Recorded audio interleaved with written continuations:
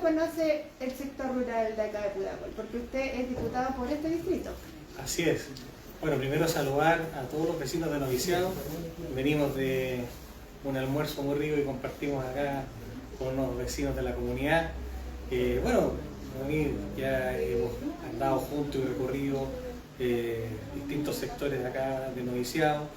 Y este distrito tiene no solamente esta parte rural, sino que también hay en Maipú un sector rural importante hacia el sector del Treval, La Farfana. Bueno, y para qué hablar de comunas tan grandes e importantes como Lampa, Colina, Aristil, que tienen zonas rurales, de hecho en una que vivo yo, incluso dentro de la comuna de Colina.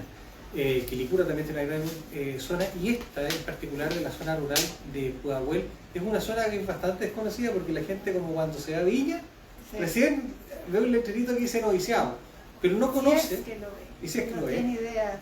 Pero no ve la importancia o la cantidad de gente que vive acá durante tantos años y también la importancia histórica que ha tenido en el fondo esta zona, que hoy día vive momentos muy complejos respecto a la planificación urbana, que también son temas complicados de todo el tema de las parcelaciones y la forma en que la gente acá. Esos son los temas que más o menos vamos a referirnos, vamos a aprovechar de consultarles.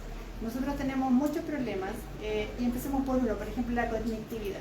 Usted sabe que acá tenemos muchos problemas de conectividad. De hecho, le entró un audio de una vecina que vive en Arturo Prat, donde no tenemos locomoción, donde los vecinos tienen que caminar kilómetros, y ahora en invierno que llueve con los pies en el barro para poder llegar al trabajo, los niños a la escuela, porque tampoco tenemos escuela. Nosotros el año pasado fuimos al Congreso, a la Cámara de Diputados, específicamente a la Comisión de Transporte, para exponer los problemas, la problemática de transporte que tenemos. ¿Cuánto usted sabe del tema de conectividad que hay acá de transporte? Bueno, además de la visita que hicieron ustedes, yo planteé y solicité oficio al Ministerio de Transporte en las horas de incidente, un discurso mío que hablé respecto a la situación que ocurría acá en Noviciado con la conectividad, y claramente el sistema de transporte público que tenemos nosotros no es suficiente ni para la zona urbana, y la verdad es que está absolutamente al debe con todas las zonas rurales de la región metropolitana. Y insisto, no solamente acá en el sector de Pudahuel, sino también para la comuna de Colina, para la comuna de Lampa, para la comuna de Tiltipa, pero para sectores también de Maipú y otras partes de las comunas, digamos, del sector incluso sur de Santiago. El sistema red no cubre la necesidad que requieren los vecinos de todas estas localidades. ¿Y cuál es el tema? Las localidades como Noviciado y aquellas que son de los sectores rurales de la región metropolitana han crecido mucho porque la gente ha tomado la decisión de vivir en estos sectores. ¿Por qué? Porque la construcción probablemente en los sectores más densos, las comunas tradicionales de la región metropolitana, es más caro, son casas más chicas, y acá hay espacio, la gente ha optado por tener un modo de vida distinto. Pero también había un problema para la gente que vive en este sector y que hoy día ve que los servicios se siguen dando en el sector más tradicional o más urbano, quedando postergadas las zonas rurales de la región metropolitana. Nosotros estamos viendo que, por ejemplo, para que venga el registro civil hay que hacer operativos especiales, y no, obviamente para la gente cuesta mucho acercarse. De hecho, hay proyectos para que exista la atención ginecológica para las mujeres, pero que lamentablemente también se dan en zonas urbanas, y por lo tanto hay que tratar de traer algún operativo para hacer las cosas acá. Y eso la verdad que no puede, la verdad que las cosas que no puede ser. Lo que nosotros tenemos que generar, que era un sistema parecido al que existía antes, donde cuando se instalaba una zona, una población, o se instalaba un barrio, llegaba rápidamente la micro, rápidamente había un recorrido. Hoy día eso cuesta mucho, y nosotros le hemos pedido al ministro de Transporte que busque las alternativas que permitan tener una conectividad. Yo más o menos iba a consultarle sus ideas, o sea, ¿qué una solución? Porque también hay cosas que son muy a largo plazo, pero ¿qué otra cosa se podría hacer, según su opinión, a corto plazo, como para ayudar acá en este sector o en otras zonas rurales también? Bueno, nosotros tenemos que ver qué posibilidad tenemos también de mejorar la conectividad a través de los taxis colectivos, que nos permitan a las personas poder llegar a conectarse con el sistema red, sea a las micros o sea al metro. El presidente de la República ha anunciado metro que va a llegar, se supone que al aeropuerto, pero como en el año 2030 y tanto, no, vamos a estar probablemente, voy a ser abuelo cuando llegue eso. Y, claro, la verdad las cosas es que eso también va a tener otras repercusiones, pero es un anuncio importante. Sin embargo, nosotros tenemos que resolver esto hoy. Y para eso, por ejemplo, yo también le he planteado al ministro de los CEREMI la posibilidad de tener taxis colectivos más grandes, que funcionen tipo como van, digamos, pero que sean taxis colectivos, que tengan la seguridad, las revisiones, las fiscalizaciones. ¿Eso es factible? Lo que pasa es lo ¿Es siguiente. algo que se puede llevar a la práctica? Yo creo que sí, y es un tema que yo me la quiero jugar, porque efectivamente hay rutas de taxi colectivo que están dispuestos a hacerlo especialmente para estos sectores y que podría ayudarnos para poder descongestionar obviamente el transporte público. Tal vez va a tener un valor más alto, puede ser, pero sí va a ofrecer una conectividad. O sea, no vas a tener que esperar tanto como esperas hoy día para que por favor pase alguna micro, que yo veo que hay algunos recorridos, pero que la frecuencia es muy baja. Tenemos un solo recorrido. Exacto. Y la frecuencia son 3 veces al día, creo. No, es más o menos pasa cada 20 minutos. Pero, por ejemplo, acá, como acá en este sector no hay nada, entonces hay gente que tiene que ir al colegio, hay una escuela de lenguaje en Ciudad de los Valles, hay supermercado en Ciudad de los Valles, y si la persona no tiene vehículo para movilizarse, tiene que tomar una micro hasta la carretera, y en la escuela de lenguaje van niños desde 2 años, y de ahí poder tomar una micro que pasa por la carretera para unir a Ciudad de los Valles. Se yo he planteado, por ejemplo, que tuviésemos un recorrido que pudiese unir solamente Rural Norte y Rural Sur, que nos aliviaría mucho. Que fue interno, ¿cierto? Es que bueno, ese tipo de soluciones son las que yo no entiendo por qué, en verdad, la autoridad que ve este tema del transporte, el CEREMI de transporte, no la materializa. Nosotros hemos pedido, y esto es transversal, muchos diputados han hecho estas solicitudes a la autoridad correspondiente del CEREMI de transporte y del Ministerio de Transporte, pero la verdad las cosas que nosotros no entendemos por qué no se materializan. Vemos con preocupación que en algunos lados se renueva en la flota, pero para estos sectores no alcanza a llegar ese progreso. Y esa parte es la que nosotros creemos que es injusto con las comunas del sector rural de la región metropolitana. De hecho, tanto es así que incluso nosotros, cuando se estudian los subsidios que hay para el transporte público, las comunas rurales de la región metropolitana corren una suerte similar a la que tiene la región misma.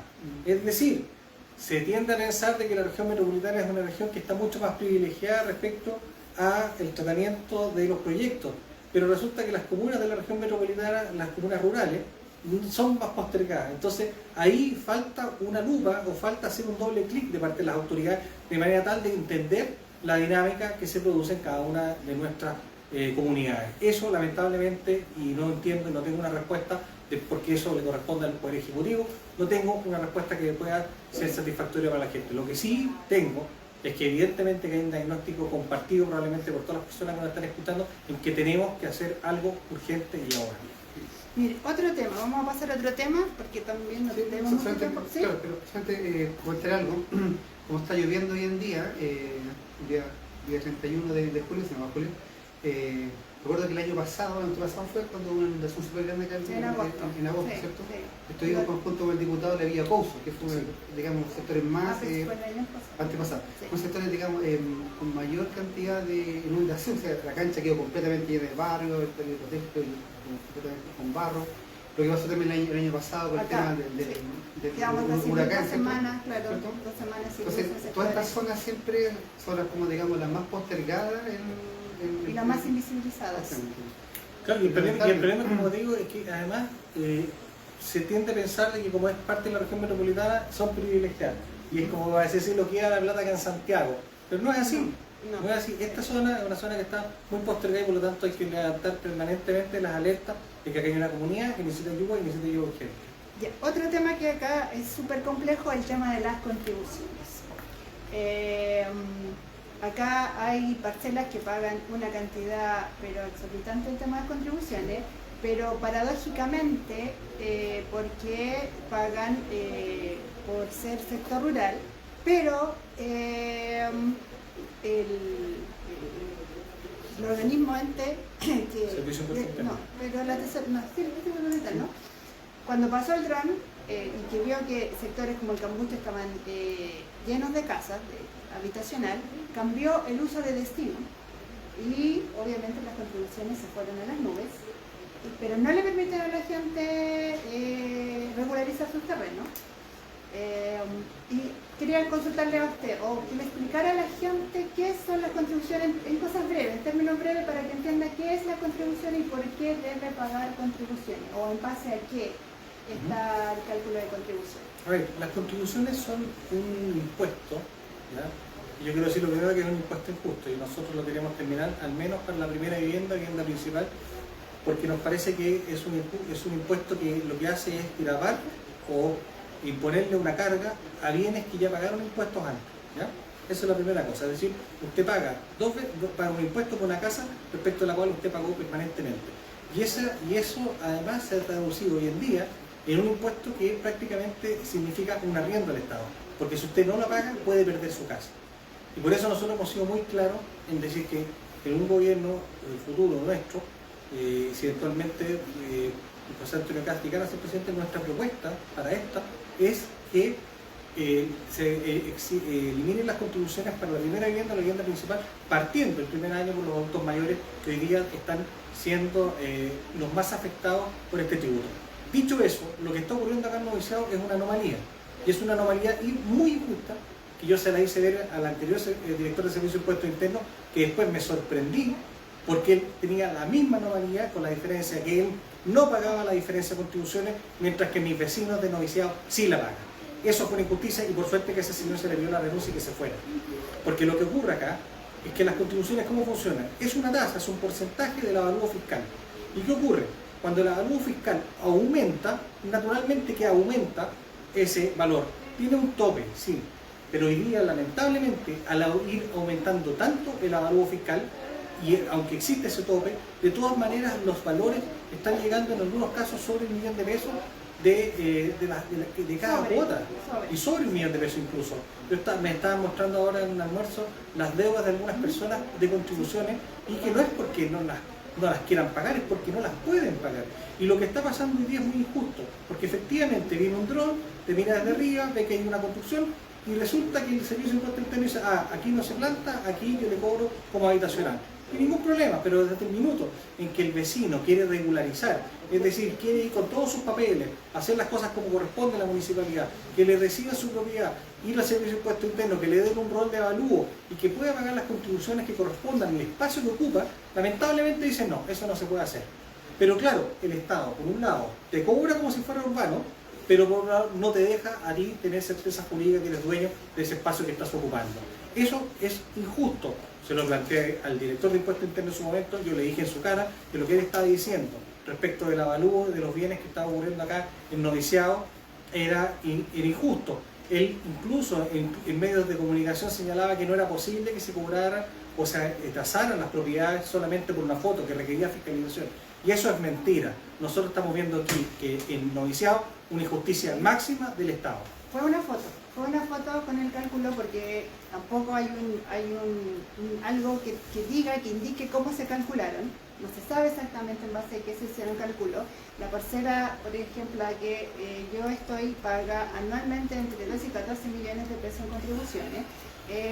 Entonces, a veces es complicado para los vecinos llegar a ese monto, porque además está en peligro de remate de las propiedades, de los terrenos. Entonces, usted decía que uno de los proyectos era eliminar el tema, que yo también encuentro que es un impuesto sobre impuestos, pero ¿qué factibilidad, qué tan factible es que verdaderamente se pueda eliminar el tema de las contribuciones, pensando de que es un impuesto, que las voces disidentes dicen que ese impuesto que se cobra se necesita para proyectos? Entonces, ¿qué tan factible de verdad es una eliminación de las contribuciones para la primera vivienda? A ver, nosotros hemos hecho los cálculos y que eliminar estas contribuciones sería alrededor de $400 millones. Hoy día se recauda por concepto de contribuciones cerca de 2.500 millones. Eso de dólares. Esa plata fundamentalmente va a las municipalidades y se reparte en el fondo común municipal, y obviamente, como tú bien señalas, ese dinero se utiliza y se puede distribuir, y mayoritariamente aquellas comunas que tienen que son más vulnerables, por así decirlo, que tienen menos casas que pagan contribuciones.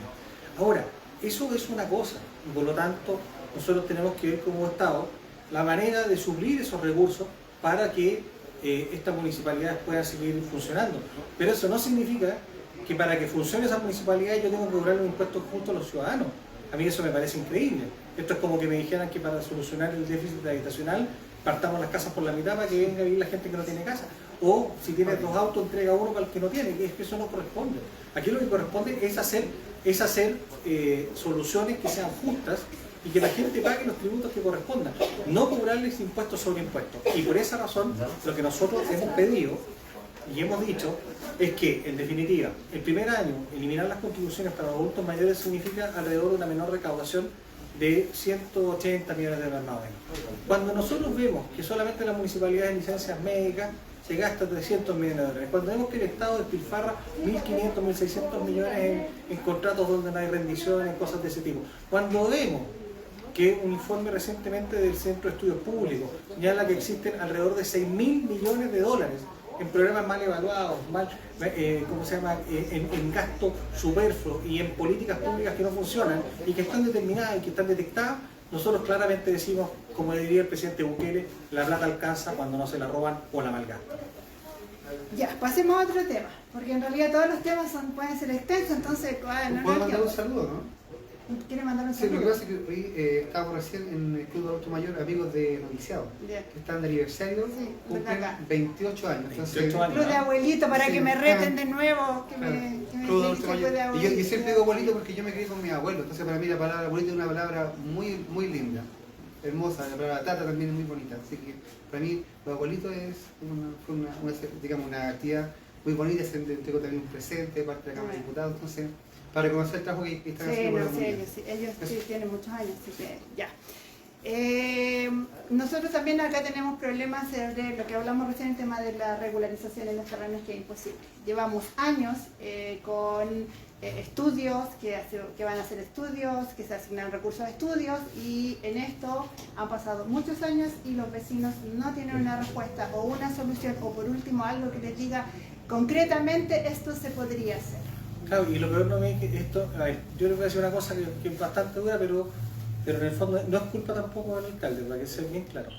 En la Sí, municipalidad, eso digo porque es generalmente, disculpe, sí, no, los no. vecinos dicen no, que la alcaldía no, que No, tienen que entender que esto es un tema mucho sí, más la gente, claro. digamos, yo creo que los vecinos saben que yo pertenezco al Partido Republicano y el alcalde probablemente es más del Frente Amplio o incluso de sensibilidad más cercana al Partido Comunista, pero en esto nosotros no nos perdemos. Esto no es culpa del alcalde. Lo que sí hay que ser claro, y yo no tengo ningún problema en conversarlo directamente con el alcalde, es que efectivamente los municipios no tienen mucho interés en regularizar estos temas porque las contribuciones son ingresos que tienen los municipios. Por lo tanto, muchas veces la gente me dice, voy a ir a hablar al municipio por el tema de las contribuciones, y lo más probable es que le van a decir, bueno, pásame los papeles, pero no creo que hagan mucho, porque en el fondo, les vuelvo a decir, es un tributo que va 100% en beneficio municipal. Pero lo que sí tiene que hacer el gobierno central en este sentido es una política que permita regularizar los títulos. Si aquí Noviciado no es una cuestión que se armó ayer, no tiene un mes. Noviciado es una localidad antigua, conocida, que todos los chilenos sabían perfectamente que existe este sector dentro de la región metropolitana y en la comuna de Pudahuel. Pero entonces, yo no logro entender por qué para el Estado reconoce la existencia de esta localidad, le hace un camino, le pone red húmeda, le pone alcantarillado, le pone un grifo, le pone luminaria, y resulta que le sube las contribuciones, que es otro tema que tenemos que hablar, y resulta que para efectos de poder regularizar la propiedad y que cada persona tenga su rol y pueda pagar lo que le corresponda, ahí no existe para mí. Eso es un contrasentido que no resiste análisis. Y lo peor de todo, Noemí, es que tampoco por ejemplo, se complementa dentro del avalúo la inseguridad, ni la falta de conectividad. Es decir, a ti te pavimentan la calle, te ponen luminaria a lo mejor LED y listo, te sube el avalúo. Pero no tienes conciencia de que hoy día me asaltan más, estoy más alejado, tengo peor conectividad. Y eso también debiera considerarse al minuto en que tú haces el avalúo. Esa ecuación es injusta, y vuelvo a decir, el mismo director de Impuestos Internos reconoció que hoy día los avalúos no son transparentes. El gobierno envió un proyecto a la Cámara de Diputados recién para tratar varios temas misceláneos de impuestos. Y uno de esos temas es postergar el avalúo. Pero yo digo que no, nosotros lo que tenemos que hacer es postergar y suspender el pago de las contribuciones definitivamente hasta que este tema se arregle, no el avalúo. Porque la gente lo que está pagando hoy día es injusto. Y necesitamos que el gobierno te tome en serio este tema. Postergar el avalúo lo que va a hacer es que no te aumenta después. Pero lo que sí estás pagando hoy día, y la locura que estás pagando, y las multas, y el atraso, te va a seguir penando. De lo que dijo, podría, no sé, yo sacar dos cosas, que al haber una división de los terrenos, una subdivisión, obviamente ya los vecinos quedarían exentos del pago de contribución. En algunos casos puede ser que ocurra, y eso evidentemente que para los municipios, no es nomás, quiero ser súper claro, aquí no es contra el alcalde, pero lo que obviamente que puede ocurrir es que si los terrenos se subdividen, y que podrían quedar eventualmente en cada un rol en particular exento del pago de contribuciones, y en ese caso, claro, la municipalidad podría dejar de recibir ingresos por este concepto. Pero eso, insisto, no corresponde tener de rehén a los vecinos para tener ingresos. Eso no corresponde secuestrar a los vecinos por algo injusto. Lo que sí, y es la invitación que nosotros hemos hecho como Partido Republicano a muchos municipios, es que además sean ágiles en los trámites. ¿Cuánto se demora hoy día en que te entreguen una patente comercial? ¿Cuánto se demora hoy día para que vayan a ver tu negocio? ¿Cuánto se demora un permiso? Y acá tampoco los vecinos, por el mismo tema de la regularización de los terrenos, tampoco tienen opción de tener una patente. No les dan giro, o sea, no hay posibilidad de nada de eso. Pero mira, entonces no hay el círculo vicioso en el que estamos. Es decir, una persona que quiere emprender, hacer las cosas como corresponde, dar boleta, pagar sus patentes, pagar impuestos, servir a la sociedad, sí. No puede por este tema. Con el plano regulador ni siquiera se puede agrandar el colegio. Hasta ese nivel tenemos. O sea, no hay posibilidad absolutamente de nada. Es que por esa razón yo te estoy diciendo que acá hay una falla. Y eso es una falla general que tiene el Estado de Chile. Y no solamente en estos temas, en los temas de emprendimiento, en los temas de proyectos de empresas, en proyectos mineros, en proyectos de hidrógeno verde. Entonces estamos en una situación muy compleja donde la regulación lo que ha hecho hoy día es gigarizar, es apretar, es asfixiar la iniciativa humana.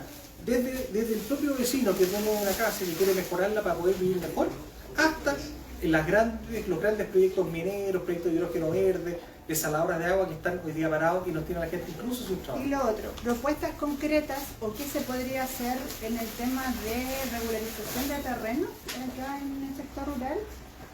A ver, hoy día hay ciertos proyectos que están dando vuelta en el Congreso que a mí la verdad es que no me convencen. Yo creo que lo que nosotros tenemos que hacer hoy día es regularizar aquellas localidades, aquellas comunidades que tienen una tradición, que tienen una cierta historia, que tienen recambre dentro de cada una de sus comunas. Lo que no puede ocurrir es que nosotros perdamos el suelo agrícola en Chile para la construcción de viviendas urbanas, digamos, eso tenemos que tenerlo claro. Estas normas que impiden hacer lo que estamos conversando de tener ciertos loteos se ha hecho precisamente para evitar la pérdida de suelo de cultivo. Pero hoy día, Toniciado, hace harto rato que ya se ha ido convirtiendo en una localidad donde viven familias y por lo tanto tendremos que proteger aquellas partes que se pueda realizar actividad agrícola, claro, se puede realizar actividad agrícola, y tendremos también que reconocer como corresponden aquellas zonas donde existe una localidad y viviendas urbanas. Ya, sigamos porque ya nos queda poco tiempo parece. Usted está en la Cámara, o sea, la Cámara de Diputados está en la Comisión de Salud. Cuéntenos qué novedades tiene o qué avances hay en el tema de salud hoy en día. Porque por lo mismo, porque acá está todo ligado, tenemos un SECOF y no tenemos posibilidad de nada más. O sea, en caso de urgencia, el tema de la ambulancia se demora un montón en llegar. Entonces, coméntenos ustedes sobre Me encantaría tener buenas noticias, pero lamentablemente no tengo buenas noticias. O sea, nosotros hemos visto que durante estos últimos años las listas de espera siguen aumentando, a pesar de que nosotros dentro de la Cámara de Diputados, y gente que no es mi gobierno, yo estoy en la antípoda de este gobierno, le hemos aprobado permanentemente los presupuestos al Ministerio de Salud. Salud ha crecido como presupuesto más que ningún otro ministerio en la historia de Chile. Nunca, para que lo sepan los vecinos, nunca el Ministerio de Salud había tenido tanta plata como tiene hoy día. Y resulta que lo que estamos observando cada vez con mayor preocupación es que hay más gente en lista de espera, que hay una peor atención en salud, y eso es realmente una cuestión dramática.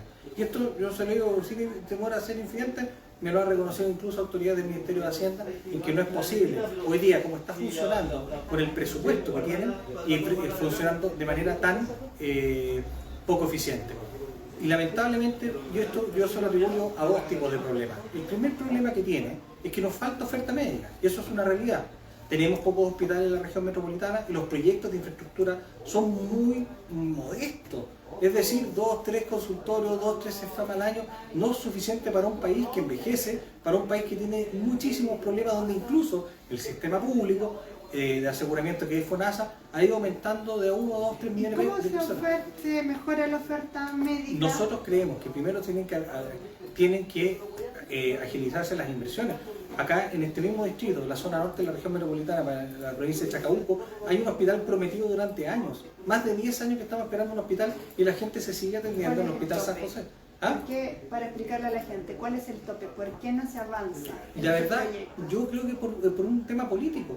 Porque algunas personas quieren tenerlo en Colina, otros les gustaría en Lampa, otros les gustaría en Huechuraba, otros les gustaría en Conchalí. Y ese peloteo que hay ahí le está afectando a la gente. Hoy día, todos esos vecinos se tienen que atender al Hospital San José, que está colapsado. Y hemos visto estos últimos días que los alcaldes de todas las comunas, de todos los sectores políticos, están diciendo que el Hospital San José está en una situación de emergencia sanitaria. Pero y no para que entiendan los vecinos, cuando hay un proyecto significa que esos recursos ya están aprobados. Absolutamente. Ya están para ese proyecto. Pero, o sea, exacto. solamente se retrasa por temas burocráticos. Se retrasa no es que no estén los dineros. No, están los dineros. O sea, a ver, yo creo que hay una cuestión súper clara a los vecinos. Cuando le dicen es que no hay plata, mentira, en salud hay plata.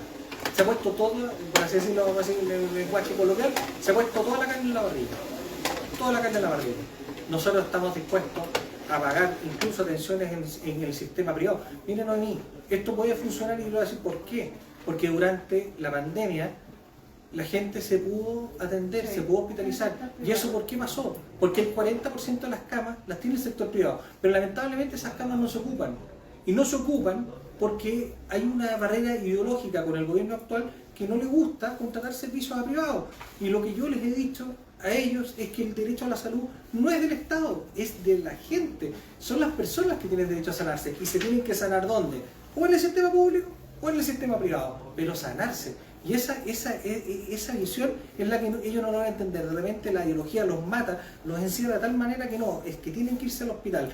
Pero resulta que una persona hoy día que aparece en la lista de espera en un hospital, o que tiene un GES, o que tiene un cáncer, el hecho de estar en un hospital, la verdad las cosas que no sé, yo no me atrevería a garantizarle que vaya a tener éxito. Están colapsados. Entonces, claro, hoy día hay un problema con el stock que es muy alto. Y también la cantidad de personas que hoy día siguen ingresando a estas listas.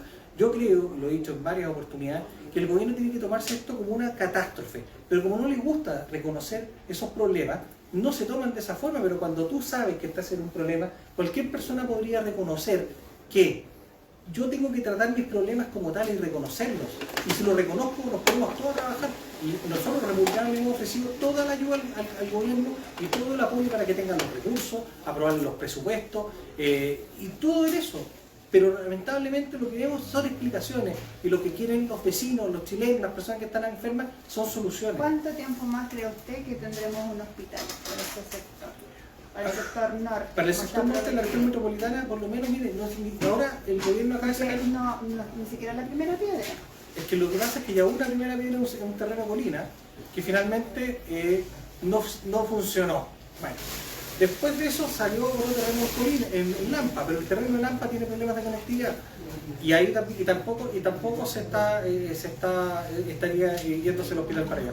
Lo otro que tenía es un terreno en Huechuraba que está al frente del metro de Libertadores por el lado, digamos, oriente de la entrada a la autopista General San Martín, pero que es carísimo, es zona urbana y la gente lo que puede costar 5 hectáreas en terreno en zona urbana. El precio era ridículo, era prácticamente la construcción del hospital, solamente era en terreno. Y se puede pensar que quizás es por un tema de conectividad, que en rural es más difícil llegar, que por eso se está buscando un lugar que sea más. Lo que pasa es que hay un problema. ¿Cercano? No, mira, lo que pasa es que hay un problema. En un minuto a mí el director de Servicio de Salud me reconoció que le gustaban los terrenos que estuvieran más cerca del metro para que llegaran los funcionarios. Y yo lo encontré una falta de respeto. Porque en el fondo el vecino de Tiltil, el vecino noviciado, el vecino Lampa no toma el metro para llegar. Entonces yo creo que las soluciones tienen que ponerse en la perspectiva de servir al ciudadano, no al funcionario. Y ese es el problema que tenemos. Hoy día 25.000 personas, 25.000 funcionarios públicos se toman vacaciones con licencia médica y nosotros tenemos que comprender al funcionario y no entender los dramas que viven los usuarios. Y en eso es lo que yo le he dicho al gobierno. O sea, usted tiene que sentarse y pensar en que el vecino de una comuna rural de la región metropolitana no tiene metro. Esa es una desconexión brutal. Y además tener en consideración lo siguiente. No podemos seguir generando infraestructura que quede obsoleta o que quede sobrepasada en tan corto plazo. Por ejemplo, el tema del aeropuerto, por ejemplo, una cosa, ¿no? Se hizo este gran empezando el aeropuerto que ya quedó chico. Y resulta que vas a generar un hospital en un sector donde ya va a quedar chico. Las grandes obras de infraestructura que se hicieron durante los años 30, cuando empezaron a generarse estos hospitales que hasta el día de hoy conocemos, se pensaba precisamente en el crecimiento de la ciudad. Por ejemplo, el Hospital Sotero del Río, que está en Puente Alto, probablemente cuando se hizo no había metro, no había micro, y eran puras parras, probablemente la Ña Conchitoro, pero ahí se pensó que iba a haber una comunidad importante y se pensó que en ese lugar tenía que haber un hospital. Yo pido a las autoridades que hoy día también piensen que en el sector de la provincia de Chacabuco y que pueda ayudar para acá también a noviciado, hay gente que va a necesitar eso y necesitamos pensar en el futuro. ¿Cómo suplimos la falta de especialistas? Hoy día hay un 40% de camas que está y de consultas que están en el sector privado. Usémoslas, contratémoslas. Pero ¿y esos recursos no es más caro que tener especialistas en los hospitales? Lo que pasa es que si los especialistas no van a abasto, que ese es otro tema que tenemos que analizar.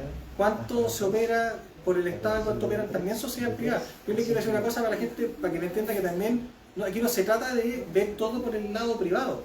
Hoy día las sociedades médicas que operan en un hospital público son privadas y cobran como sociedades privadas. Al Estado le cobran una tarifa como sociedades privadas. Por lo tanto, dentro de este hospital público funcionan privados dando servicios. Y yo lo que digo simplemente es que sinceremos el tema. Sinceremos el tema.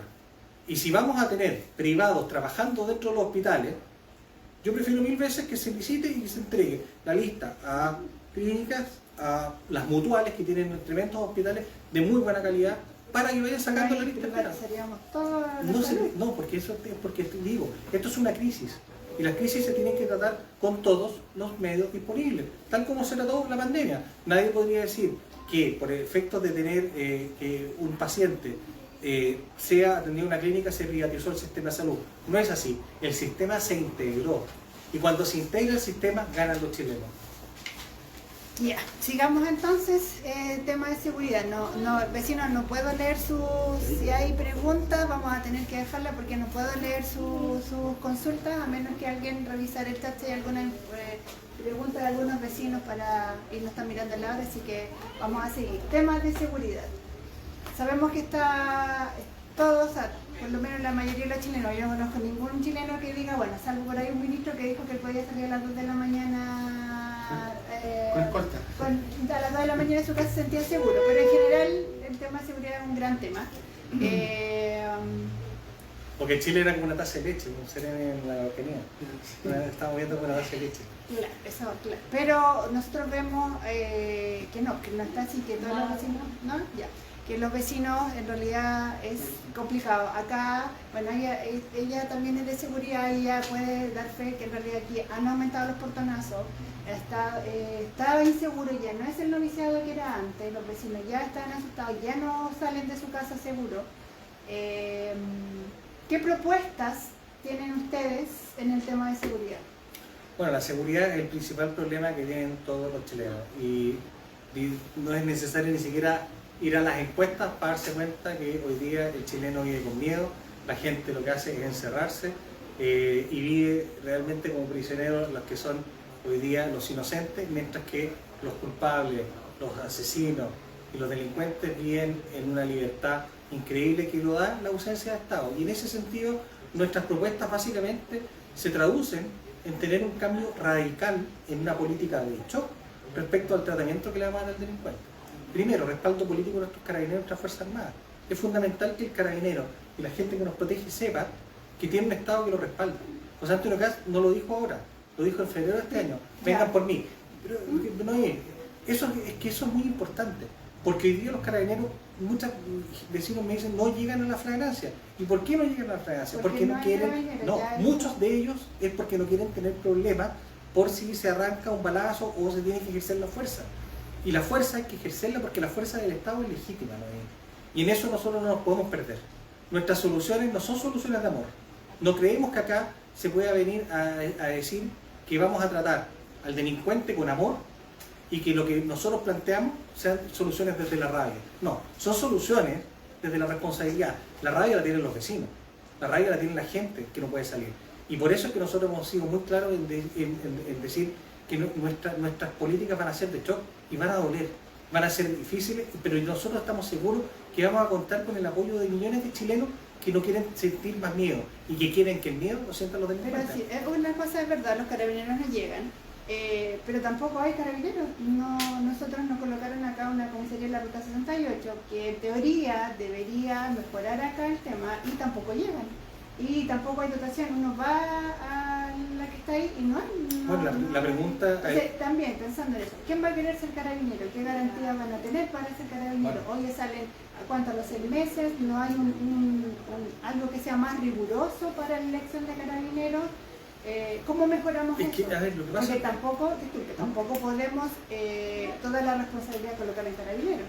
A ver, la responsabilidad no es de los carabineros, sino aquí también hay una responsabilidad que tienen los jueces, hay una responsabilidad que tienen también los jefes de nuestros carabineros, que son aquellos ministros políticos que deberían darle respaldo a nuestros carabineros. Claro, usted me dice, ¿quién quiere ser carabinero hoy día? Efectivamente, si durante el estallido delictual a los carabineros los insultaban, a nuestras carabineras las trataban, perdón la palabra fea, las quemaban. O las quemaban. Entonces, obviamente que hay una sensación de mucha frustración, pero a pesar de eso están nuestros carabineros ahí de algo. Hay casos de corrupción, lo que usted quiera, pero nuestros carabineros son hombres honestos, son personas honradas que están dispuestas a dar su vida por defender a los chilenos. Y nosotros nos vamos a jugar primero por potenciar, insisto, y darles un respaldo político. Lo segundo, obviamente, que tenemos que ver qué vamos a hacer con aquellos carabineros que están que dejan de prestar servicios para que se vuelvan a integrar. Hay una propuesta que nosotros hemos ido conversando para tener una reserva, digamos, de carabineros que pueda... Lo que pasa es que hay una... lo que pasa es que por edad hay carabineros que jubilan, pero que tienen todos los conocimientos y están preparados para poder trabajar. Y nosotros deberíamos tener esa reserva disponible para poder suplir las actividades que tengan que hacer en las oficinas u otras actividades investigativas, lo que sea, pero tener mucho más carabineros que esté disponible el contingente normal que esté en la calle. Eso nosotros necesitamos. También necesitamos que salga del Senado una vez por todas la ley de infraestructura crítica. En la mañana yo lo conversaba en una radio de la competencia de GCC respecto del tema de lo que está pasando hoy día en Meix y en lo que está pasando en el terminal de buses, por ejemplo, Estación Central. Zonas que deberían en este minuto estar probablemente con una protección militar, ¿ya? Para, obviamente, en forma transitoria. ¿Es para una proteger. opción viable? Y yo creo que sí. Lo que no puede ser viable, y eso también quiero ser responsable, es lo que han pedido algunos alcaldes que han estado de sitio en la región metropolitana.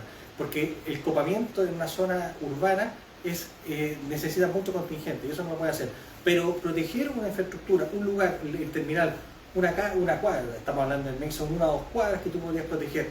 Hoy día, ayer les tiraron bombas molotov a los carabineros y a los guardias municipales. Entonces nosotros obviamente ahí tenemos que enfrentar una mafia y esa mafia la tiene que enfrentar el Estado. Yo hoy día a la mañana le decía... Un tema que mucho se habla de sacar o no sacar los militares es que a la calle. Lo que pasa es que yo quiero cambiar... ¿Es factible, es viable sí, y es bueno también? No de mí.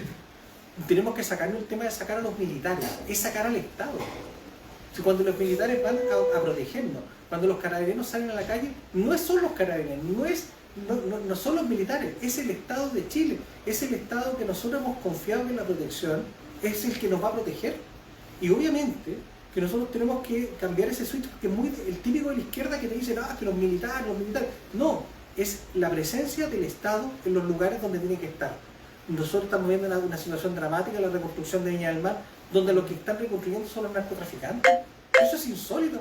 Lo que debería estar reconstruyendo ahí es el gobierno de Chile, es el Estado de Chile, es el gobierno que elegimos democráticamente, no los narcotraficantes. Pero por esa razón nosotros somos muy claros. Nuestras herramientas, nuestro Estado de Derecho, nuestras fuerzas tienen que estar concentradas en los lugares que protejan a los chilenos. Y por eso yo no voy a renunciar a pedirle al Estado de Chile que me proteja. ¿Y cómo me tiene que proteger? A través de las fuerzas de orden y seguridad pública. ¿Y política de shock, como usted habla? ¿A qué se refiere, aparte del tema de los carabineros? La política de shock... ¿Una cárcel como Bukele? Absolutamente. Si podemos tenerla así. O sea, nosotros, y José Antonio Casa ha sido súper claro. Los criminales condenados, reos rematados, 40 años pertenecientes a una asociación criminal, no van a recibir visitas, van a vivir en un régimen estricto donde van a tener vestuario, alimentación y salud. ¿Y en qué casos se puede sacar un reo a la calle para que haga un servicio social? Porque el Estado gasta millones y millones de pesos. De hecho, se ha hecho la comparación de que un preso obtiene mucho más recursos que el estudiante. Entonces, y eso es que de alguna otra manera no se puede mantener. Siempre se pone ese ejemplo. Entonces, siempre se pone ese ejemplo. yo lo que le digo a la gente entonces, ok, no nos gastemos esa plata en el precio, gastemos en el estudiante, pero el precio dejémoslo libre. O sea, yo lo que quiero plantear es lo siguiente. Hoy día nosotros, cuando usted me pregunta la política de choque, efectivamente eso es una política de choque, que nosotros vamos a ser absolutamente estrictos en el régimen carcelario. Vamos a segregar a los extranjeros que hayan delinquido en Chile. Nosotros vamos a tratar de hacer una cárcel como la de Bukele, de todas maneras. Eso se demora un tiempo, por supuesto. Pero hoy día sí tenemos recintos donde vamos a tener que cambiar la mano. Y donde los delincuentes van a ir a contarle a sus socios con los que están organizando los secuestros desde la cárcel. Hoy día, para que sepan los vecinos de Pudahuel, desde las cárceles se organizan los secuestros. Y Pudahuel es una de las comunas más afectadas con secuestros. Pero lo que nosotros les vamos a contar a los delincuentes es que ellos van a saber que a partir del mes de marzo van a tener un problema, porque los vamos a segregar, los vamos a juntar y probablemente aquellos reos rematados que tengan cadenas perpetuas calificadas 40 años no van a recibir visitas. Y eso se va a hacer así. Y esto, y yo quiero ser bien claro, ¿va a generar resistencia? Sí. ¿Los organismos de derechos humanos van a saltar? Sí. Pero nosotros creemos que los derechos humanos son de las víctimas y no de los delincuentes. El tema de infraestructura, porque nadie quiere una cárcel en su sector. Eso nosotros tenemos que revisar dónde se puede instalar una cárcel. Hoy día tenemos ciertos centros penitenciarios que tienen una capacidad limitada y tampoco creemos que puedan transformarse cada una de estos lugares donde hay hoy día cárceles en zonas de sacrificio. Eso para nosotros no nos parece bien. Lo que sí nosotros tenemos que ver es con las comunidades y trabajándolas en conjunto, dónde vamos a ubicarlo y dónde también hayan compensaciones que sean suficientemente buenas para que la comunidad no viva la externalidad que, por ejemplo, está viviendo Colina. Así que a mí yo sé perfectamente lo que estamos hablando. O sea, Colina 1 y Colina 2 destruyeron ese sector de una comuna que es pujante. Es una comuna con recursos, una comuna que tiene excelentes servicios de salud, muy buena farmacia, que tiene incluso buenos colegios. Bueno, pero resulta que tiene 2 cárceles ahí que sí le han provocado problemas a la población. Y nosotros no queremos eso. Obviamente me gustaría que si hay una cárcel de alta seguridad, los reos más peligrosos de ahí se fueran a esas cárceles y Colina se fuera transformando finalmente, ojalá, en un lugar que sirva para la rehabilitación de los presos, pero no con personas como el Tren de Aragua, sicarios, asesinos, que eso no tienen ninguna vuelta. vuelta. Y en este mismo tema de seguridad, según su opinión, ¿cómo combatimos el narcotráfico? ¿Qué posibilidades hay? O sea, ¿qué opciones? ¿Cómo se puede, como está en este momento? Acá en Chile, ¿cómo lo combatimos el narcotráfico? Bueno, ¿Qué propuesta o idea? Bueno, o sea, a ver... Pensando, no sé si mezclo un tema, pero pensando de que mucha gente o muchos personeros o que trabajan en el Estado, incluyendo diputados, senadores, ni siquiera están dispuestos a hacerse test de droga. Bueno, eso es bien lamentable, yo por lo menos me lo he hecho siempre, así que pues, en mis redes sociales está cada vez que me lo he hecho, yo muestro el certificado y el test es de pelo, ya no es de orina, ni es de baba, ni es con la lengua, ni es masticando Pero un chile. hay diputados y también muchas personas que trabajan en el Estado que no están dispuestas pero a por hacerse. supuesto, o sea, partiendo por el presidente de la República que se hace un examen de orina, yo encuentro que ese estándar no puede ser. Sin embargo, le están pidiendo a las Fuerzas Armadas, por ejemplo, y a los parlamentarios que no hagamos pelo. Yo no tengo ningún problema, con eso. Pero a mí lo que me parece es que la primera magistratura, los jueces, todos deberían hacerse exámenes de pelo. Ahora los ministros de la Suprema se acaban de hacer también exámenes de pelo. O sea, ellos están mostrándoles altura. Lamentablemente este gobierno no. Ellos prefirieron un examen que es mucho más fiable. Pero bueno, es la decisión de este gobierno. Este gobierno ya terminó, por lo tanto no me voy a seguir refiriendo mucho más a él. Pero lo que sí... Tenemos que avanzar. Claro, pues seguimos, porque nosotros ya este gobierno se terminó, si están los descuentos. Pero lo que sí nosotros necesitamos es otro estándar en esa materia. Pero también cuando hablar de cuáles son las propuestas, bueno, son muchísimas. O sea, esto es un tema que supera un diputado, pero que obviamente requiere una visión desde parte del gobierno central en realmente hacerse cargo de este problema. Si lo que no puede seguir pasando hoy día es que desde lo menos pase lo más. Y por lo tanto, ¿a qué voy con esto? Cuando tú toleras de que cualquier delincuente pueda hacer lo que quiera, de que la sociedad puede vivir aterrada, hay un problema grave que en el fondo es la ausencia del Estado. Cuando no hay Estado en un lugar, lo que pasa es que las bandas de narcotráfico se empiezan a tomar esos espacios. Las poblaciones están completamente Las poblaciones, ¿y tomadas, por qué están sí. tomadas? Porque no hay un Estado presente, porque ahí el que tiene la fuerza y el que te puede proteger incluso de los propios delincuentes es el narcotraficante. En Quilicura hay un narcotraficante que mataron, resulta que en su sector el día había decretado que no podían haber portonazos, y no había portonazo, pero él autorizaba al carabinero que iba, o las autoridades que podían entrar, y eso no puede pasar en Chile. Eso es como lo que vemos nosotros en Temucuicú, donde hay un territorio que lo ocupan los terroristas. Pero esto pasa igual acá. Y obviamente que eso se tiene que enfrentar de una manera muy distinta. Va a ser difícil, va a ser duro, sí, pero yo creo que es una batalla y una pelea que vale la pena dar. Ya, porque parece que nos estamos haciendo con la hora, así que alguna otra cosa que quiera agregar, porque en realidad fue casi improvisada la entrevista al diputado, porque no estábamos preparados, pero esperamos que haberle algo sacado, No, bueno, que sea de importancia para los vecinos. ¿Algo más que quiera No, yo solamente agregar? agradecerte, Noemí, mandarle un saludo acá a don Rafa, porque tiene esta sede impresionante. Yo creo que se nota la diferencia cuando tienes un dirigente que piensa en sus vecinos y que va con mucha fuerza, con mucha visión, generando, claro, generando buenas cosas para la gente, y obviamente que eso marca mucho la diferencia. A nosotros también nos ha tocado con Cristian recorrer un lugar donde la verdad las cosas que los dirigentes no se comportan Bueno, de se la ha misma forma. viciado. Así es, Sí, pues sí, vengo a sí, lo comer hemos visto acá, aquí por acá varias veces. Yo me vengo a comer a la cuchara y venimos, o sea, No es la primera vez que viene por si acaso, No, no, no, sí, para- sí, para verdad nada. Sí, que- de hecho nos conocimos justamente en el trabajo territorial acá, entonces hemos recorrido ya hace como 4 años ¿La zona? la zona, La así zona que rural. la conocemos. aparte que están las mejores tunas de don Rafa. Ya, pues agradecerle Gracias por la invitación. primera entrevista. Sí. Bueno, El honor. No, creo que lo tratamos tan mal, no sé, pero son cosas que los vecinos son importantes. Esto me sentí como en tolerancia cero. Ya, vecinos, esa es la entrevista. Nos vemos mañana en otro programa que vamos a hacer, que vamos a estar informándoles. Chao. Muchas gracias, chao. Chao.